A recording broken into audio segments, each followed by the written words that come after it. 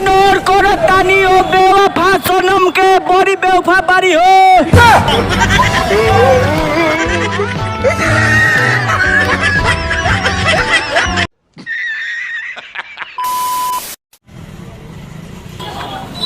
अरे हो करे जा क्लास में सबसे झकास बारू हम ऊपर है नियारी बारी में हो। बानी सबसे झकास हम क्लास में आरी बारी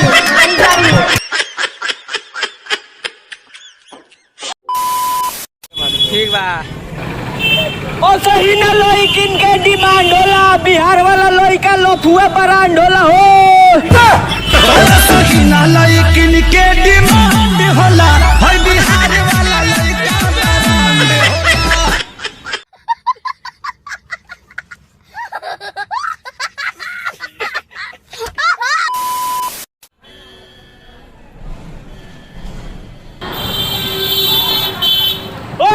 टोपे लाली आंखों में कजरा गाल दुनु गुलगुला ई चढ़ल जवानी रसगुल्ला।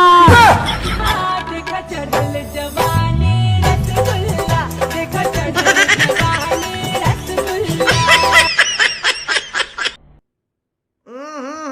राजा जी अपनी शक्तियों का पूरा इस्तेमाल कर रहे हो।